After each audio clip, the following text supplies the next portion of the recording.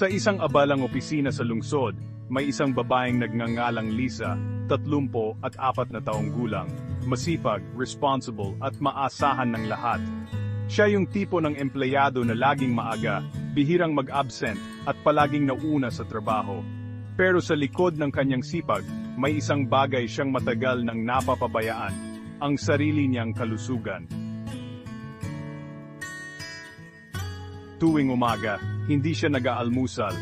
Isang tasa lang ng kape at tinapay ang madalas niyang baunin papunta sa opisina. Pagdating ng tanghali, instant noodles o street food lang ang kinakain niya. Mabilis, mura, at madali. Sa gabi naman, dahil pagod na pagod, madalas ay delata o instant ulam ang kanyang hapunan bago matulog. Lumipas ang mga buwan at unti-unting bumigay ang kanyang katawan. Isang abalang hapon, habang nagtatrabaho, bigla niyang naramdaman ang matinding kirot sa tagiliran. Pagod lang siguro, bulong niya. Ngunit habang lumilipas ang oras, lalong sumasakit. Pagpunta niya sa banyo, nagulat siya, may dugo sa kanyang ihi. Nanginig ang kanyang mga kamay. Tinakpan niya ang bibig sa gulat. Agad siyang nagpaalam sa trabaho at nagpunta sa doktor. Matapos ang ilang pagsusuri, malinaw ang resulta. Si Liza ay may bato sa bato o kidney stones. Sabi ng doktor, Liza, kulang ka sa tubig at sobra sa alat at instant food.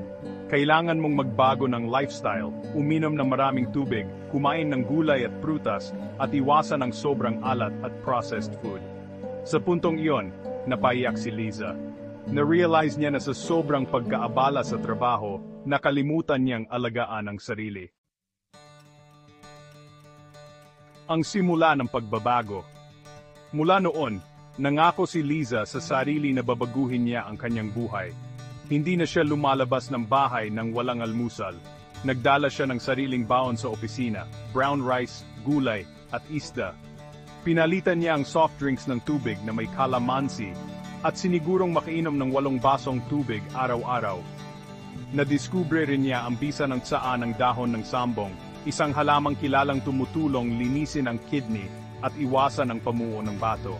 Bawat umaga, nagtitimpla siya ng isang tasa bilang simbolo ng bagong simula. Unti-unting bumalik ang sigla ni Lisa.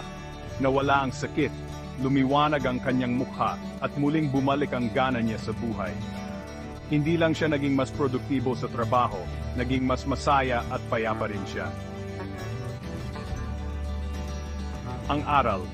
Ang kwento ni Lisa ay paalala sa ating lahat. Ang kalusugan ay hindi gantimpala, ito ay responsibilidad. Gaano man tayo ka-busy, dapat laging may oras para alagaan ang ating katawan. Dahil walang saysay ang tagumpay, kung ang katawan mo ay pagod, mahina, at puno ng sakit. Kaya kung ikaw ay tulad ni Lisa, laging nagmamadali, laging pagod, at puro instant ang kinakain, huminto ka sandali, huminga, uminom ng tubig, kumain ng tunay na pagkain, matulog ng maaga, at pakinggan ang sinasabi ng iyong katawan. Tandaan mo, ang pag-aalaga sa sarili ay hindi luho. Ito ay pagmamahal sa sarili at sa mga taong umaasa sa iyo. Mavs Healthy Tips. Paalala namin, ang kalusugan ay kayamanan at ang pag-aalaga sa sarili ay pinakamagandang puhunan. Huwag kalimutang i-like, share at subscribe para sa mas maraming kwento ng kalusugan, pag-asa at inspirasyon.